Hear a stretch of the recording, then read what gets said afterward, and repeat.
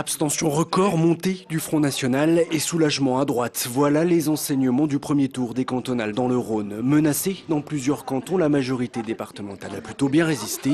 Michel Mercier, le président sortant du Conseil général, a apprécié. La majorité ce soir du Conseil général, contrairement à ce qui avait été annoncé, n'est pas remise en cause. Partout où il y avait un candidat sortant de la majorité, ce candidat est en tête. On nous avait annoncé une vague rose, elle n'est pas là.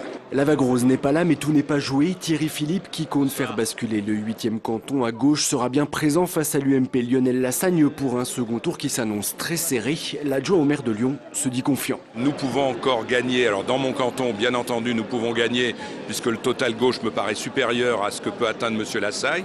Mais dans l'ensemble du Rhône, il faut se mobiliser et que les électeurs de gauche viennent s'exprimer.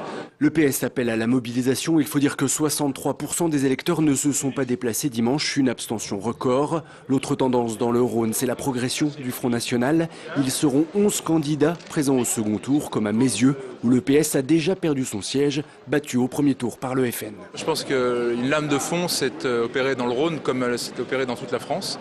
Les gens ne sont plus, peureux, les gens sont désinhibés. Et ils osent voter Front National. Le PS appelle déjà à faire barrage à l'extrême droite au second tour. L'UMP, en revanche, se refuse pour l'instant à toute consigne de vote.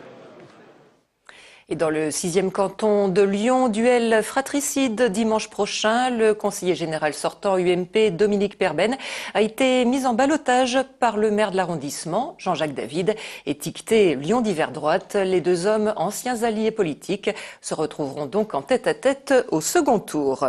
Quelques duels à gauche également. Parti socialiste et Europe Écologie Les Verts se disputeront les sièges de la Croix-Rousse, du 11e canton de Lyon et sans surprise de Villeurbanne Centre. Ici, les électeurs devront, comme au mois de juin dernier, départager le socialiste Richard Ljung, arrivé en tête, et l'écologiste Béatrice Vessillier.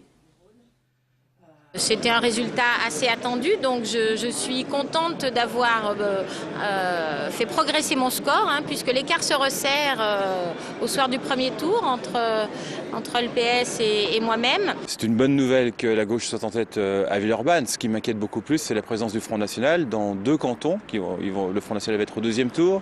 Et dans le canton centre, il talonne de très près la candidate Europe Écologie Les Verts.